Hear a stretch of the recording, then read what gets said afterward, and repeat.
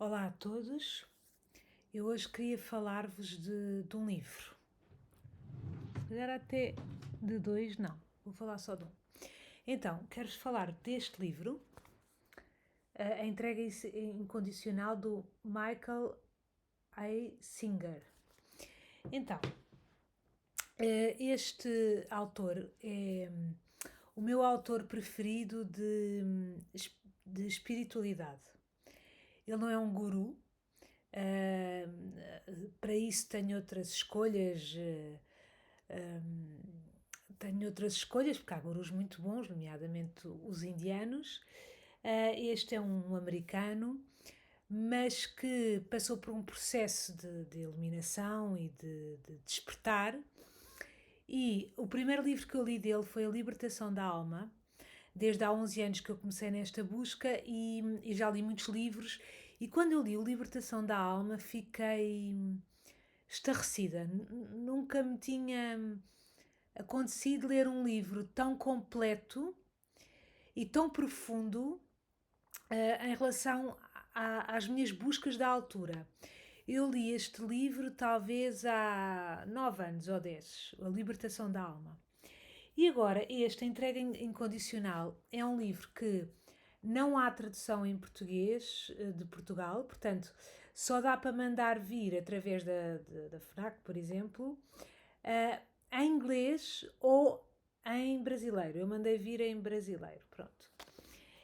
Através do site, não da loja, mas do site, pronto. E eu senti vontade de ler, e estou a lê-lo agora. Mandei vir há pouco tempo e que estou a lê-lo agora. E senti vontade de falar deste livro porque ele explica de forma muito generosa o processo dele de acordar, que começou aí aos 20 e poucos anos até agora. Ele terá agora talvez 70. Até, não sei, ainda estou no princípio, mas sei que é a história da vida dele. Pronto. Nestes processos desta busca interior. E porquê que me apeteceu falar deste livro? Porque ele era um aluno de economia muito típico, muito convencional, contudo, levava a crer que ele ia ter uma carreira promissora, era casado. Só contar-vos aqui o início para perceberem depois aquilo que eu quero falar.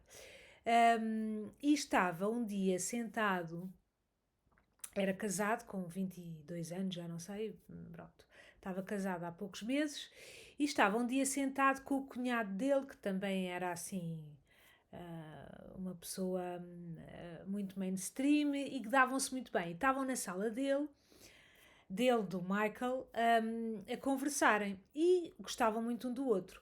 Mas num breve momento aconteceu um silêncio na conversa, como muitas vezes acontece, e a pessoa fica um bocadinho constrangida e tenta encontrar um tema para não haver aquele constrangimento. Mas é uma coisa que nós fazemos muitas vezes automática, de forma automática, e muitas vezes até com pessoas da nossa que nós adoramos, não é? Essas pausas, esses silêncios e esses constrangimentos não existem só com pessoas que estão longe de nós, mas também com as que estão perto. Só que é numa forma tão automática que a gente nem dá importância. Pronto. E então ele viu esse silêncio, ele quis falar, portanto, ele não tinha nenhum contacto com nada de espiritual nem de busca interior, ele não tinha nenhum interesse sobre essas matérias. Só que este episódio minúsculo mudou a vida dele para sempre. Então ele estava. Aconteceu aquilo, portanto ele estava à procura de outro tema, mas de repente, em vez de estar a procurar outro tema, reparou, vejam esta nuance, isso não é fácil explicar, reparou que estava à procura de outro tema. Ele reparou, como se ele saísse de fora dele e está a ver, olha, há aqui uma voz dentro de mim que está preocupada com o facto de não haver tema e agora está à procura de um tema muito rápido para ver se não há constrangimento. Portanto, em vez dele estar nessa ação, portanto, em vez de ele estar na novela, envolvido, imerso na novela, ele estava a observar a novela. E um bocado chocado percebeu: esta voz que está dentro da minha cabeça não sou eu. Porque se eu consigo olhar para ela, se há uma certa distância entre mim e esta voz, quer dizer que esta voz não sou eu. Porque se fosse eu, não haveria distância e eu não conseguiria observar desta maneira. E a partir daqui, ele, pronto, lá arranja um outro tema. Não, por acaso até o tema foi... Ele ficou um bocado em choque. Apesar de, se ele contasse a alguém, as pessoas iam banalizar, mas o que ele disse foi ao cunhado: tu já reparaste que há uma voz dentro da nossa cabeça que está sempre a falar? E o cunhado disse qualquer coisa, pronto, riram-se e continuaram. Mas a verdade é que a partir daquele dia, ele nunca mais parou de tentar perceber o que era aquela voz e quem era este que observava a voz. Que ele sabia que era ele. Ele a vida toda tinha achado que era a voz que acontece dentro da cabeça e tinha percebido que afinal ele era o que observa a voz. Ora, isto é uma grande novidade. Era uma grande novidade para ele, porque ele não se apercebia disso. E nós, na nossa cultura ocidental, também assumimos como automático que esta voz somos nós, os nossos pensamentos somos nós. E assim se passa. Ele até dá uma comparação boa, que é assim: vamos imaginar que há uma espécie de um holograma e que alguém nos diz assim: olha para estas figuras, que à partida parece uma amálgama de riscos sem sentido, e vê se encontras, por exemplo, uma chávena. O desenho de uma chávena no meio deste caos. Ou se encontras a imagem de uma senhora velhinha. E nós olhamos, à partida não vemos nada disso, porque são só riscos, mas como alguém nos está a dizer com certeza que há lá uma chávena, por exemplo, nós acreditamos e vamos tentar procurar a chávena. E de repente, quando encontramos a chávena, parece que ela se destaca dali e já será muito mais fácil a partir dali nós vermos a chávena. Porque se já a vimos uma vez, já é fácil procurá-la. E a chávena já não se mistura, como outrora se misturava há 2 minutos atrás, quando não a conseguíamos ver. Ela misturava-se com tudo aquilo, mas a partir de agora, a partir do momento que a pessoa vê, já não se consegue misturar. Foi o que aconteceu ao Michael. A partir do momento em que ele viu de forma...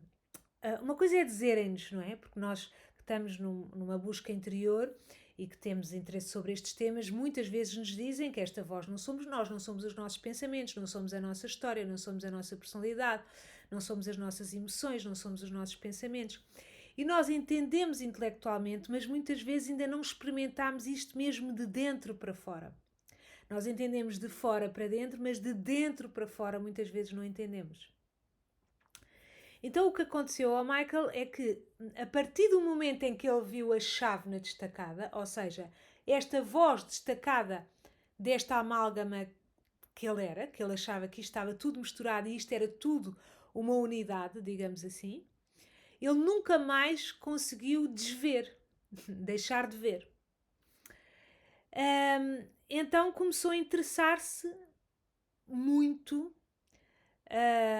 por isto e dedicou toda a sua vida a isto, a tentar perceber o que era uma coisa e o que era outra, número 1, e número 2, a tentar, então, se isto era uma voz que não era ele, era possível, será que seria possível silenciar esta voz para ele conseguir viver em paz e em harmonia, que era o que ele mais queria e o que ele buscava?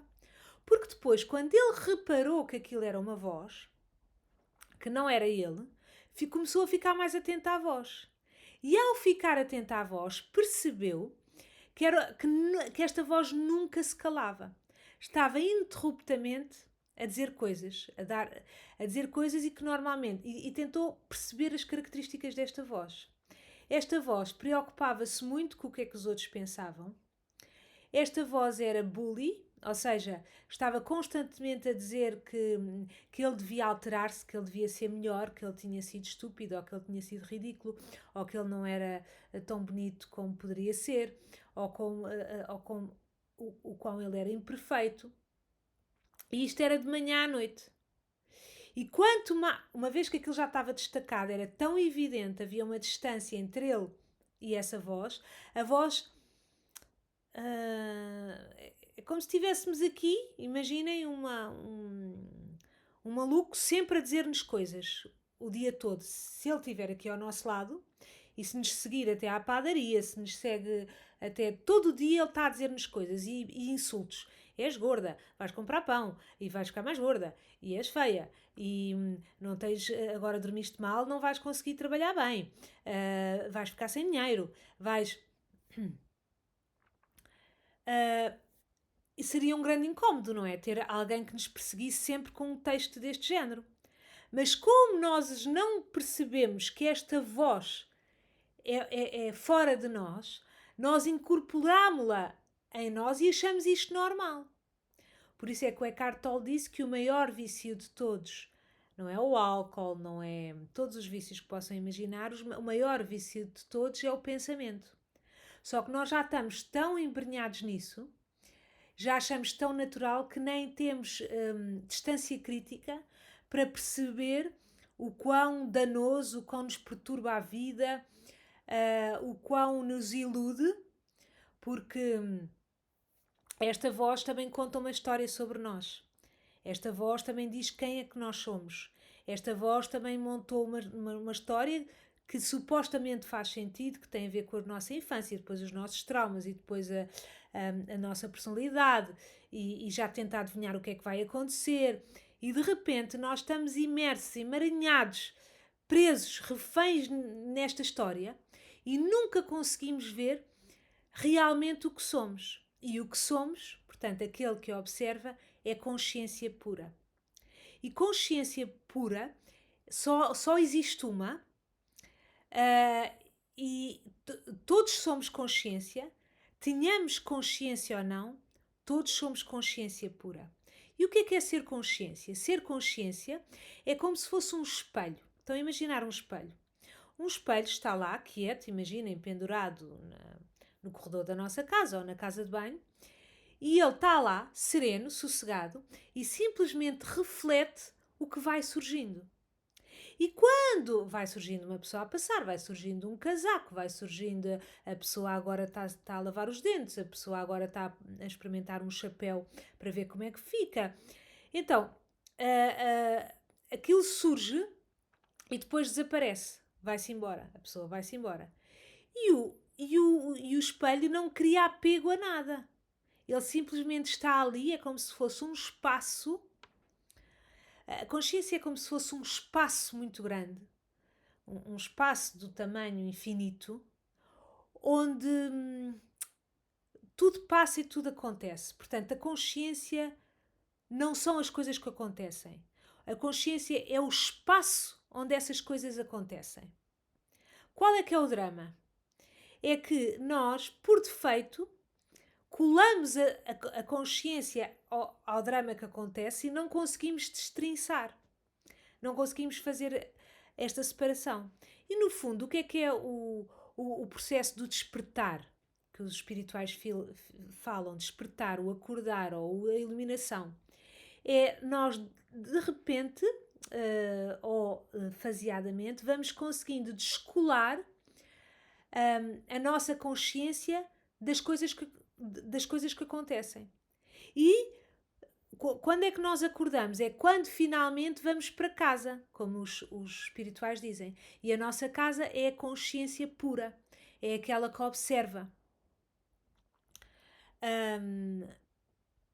Quando nós fazemos este descolamento, vamos para o lugar que sempre fomos, nunca deixámos de ser, tenhamos consciência ou não, nunca deixámos de ser, simplesmente por ignorância, não é? Desde pequenos, não é? Dizem que nós temos um nome, não é? Temos traços de personalidade, temos uma história e nós habituámos-nos, criámos apego a tudo isso e habituámos a achar que essa é a nossa identidade. E os espirituais dizem que este é o grande drama humano. É nós identificarmos com aquilo que aparece e não com aquilo que observa. Imagina, outro exemplo que eles dão é o céu. O céu é um espaço infinito e é um espaço. E lá tudo acontece. Nuvens às vezes, sol às vezes, chuviscos às vezes, nevoeiro às vezes, vento às vezes. E o céu não se apega a nada, nem se zanga com nada, porque ele não está identificado com aquilo. Ele só é o espaço onde tudo aquilo surge. Então, aquilo surge e vai-se embora. E o céu não fica a dramatizar as nuvens terem sido embora. Ou não fica a dramatizar agora já não estar calor, ou já não estar sol e ter vindo a noite. Ou estarem estrelas. Ele não dramatiza nada, ele é só um espaço que tudo acontece. Qual é a causa do nosso sofrimento? É que nós também somos esse espaço onde tudo acontece, mas como nos apegamos equivocadamente àquilo que surge, seja a nossa história, seja as nossas emoções, os nossos pensamentos, os nossos sentimentos, os nossos traumas, nós apegamos-nos a isso, então achamos que isso é a nossa circunstância e isso traz muito sofrimento. Se eu acordar triste e achar que eu sou a minha tristeza, isto de facto é um drama, porque eu vou estar aflita e com muita urgência que acabe. Quando eu já estou no lugar da consciência, ou seja, no do observador, para já não há bom nem mau, não há sentimentos bons nem maus, é só sensações que vêm. A tristeza, se vocês observarem, não é mais do que uma sensação. Nós habituámos-nos a julgá-la como uma coisa má, mas ela não é mais do que uma sensação. Assim como a alegria, ela não é mais do que uma sensação. Mas nós, dependendo da cultura, julgamos certos sentimentos como maus e outros como bons. E como estamos apegados a isso, queremos muito que o mal se vá embora e que venha o bom. Então, não deixamos que siga o livre curso da vida, porque assim como o céu e as árvores são natureza, nós também somos natureza, ou seja, as coisas estão sempre em mutação, somos o espaço onde o céu é o espaço onde está tudo em mutação. Se ele se apegasse, era um drama. Nós apegamos-nos aos estados do tempo. Está sol, que pena, agora ao fim da tarde já está a ficar frio. Espero que amanhã esteja sol. Até com os estados do tempo nós sofremos. Agora imaginem o que a gente sofre com os nossos estados emocionais. Estamos constantemente em luto. E isto faz-nos sofrer. Então, qual é o segredo da felicidade? É o desapego e é ir-nos colocando no lugar de consciência. Há espirituais, o meu espiritual preferido, digamos assim, é o Ramana Maharaji, que era um indiano que já morreu, e a pergunta que ele fazia, que é muito conhecida mundialmente, era para chegar à iluminação, digamos assim, para irmos todos para casa, é irmos perguntando: quem sou eu? Quem sou eu? Perguntando em silêncio. E a resposta que vem não é sou arquiteta ou sou morena ou sou. Não.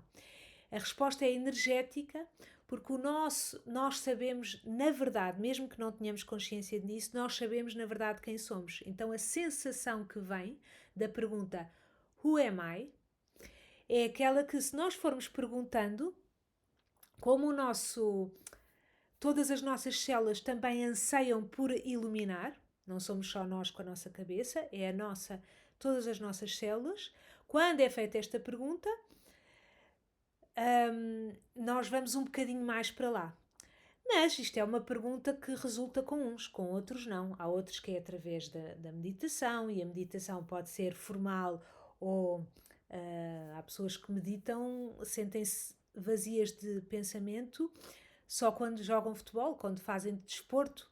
Há outras que é ler livros deste género, há outras que é ouvir este tipo de conversas, de repente ficam focadas, centradas e de repente sentem uma paz que no fundo não é mais do que chegar a casa. Depois podem perdê-la na verdade nunca perdem, estamos sempre lá. Perdemos é a consciência de que estamos lá, mas estamos sempre lá. Portanto, perdemos isso e por isso é que às vezes diz que a pessoa está on, outras vezes está off. A iluminação não é mais do que a pessoa fixar-se, de repente já não se sai dali. E de repente, aquilo que nós achávamos que estava em primeiro plano, que eram os nossos pensamentos, os sentimentos, as emoções, vai para segundo plano, é como se estivesse um pouco lá ao fundo, e nós estamos no lugar de paz a observar tudo isso. Então, eu estou no meu lugar de paz a observar o meu sentimento triste a passar. Ai, olha, eu acordei. Ela acordou triste. Não é? Como se do meu lugar de consciência eu estou a olhar para a minha parte de pessoa e estou a dizer, ela acordou triste. E passado um bocado vem outra sensação. Eu nem lhe preciso dar nome. É só sensações e eu sou um espelho. Simplesmente elas passam e depois vão embora, porque tudo muda. Então não vale a pena a gente preocupar-se com nenhuma sensação e emoção, porque assim como no céu está sempre tudo em mutação, aqui também está. O problema é que nós estamos sempre a querer apegar-nos. Eu apego-me à minha alegria, porque se acordei hoje bem disposta ou leve, eu apego-me muito a esta leveza e não quero que ela se vá embora. E depois fica em drama porque ela está a ir embora. Então é como se nós não tivéssemos a seguir o fluxo, nem a respeitar o flow da vida.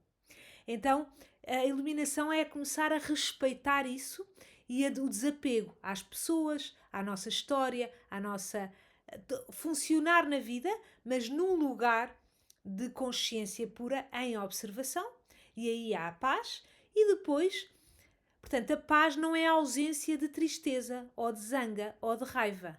A paz é ficar neste é conseguir observar a zanga, a raiva, a ir e a vir, sem nunca nos identificarmos nem apegar-nos a elas. É só uma sensação que vai embora. Um beijinho e até à próxima.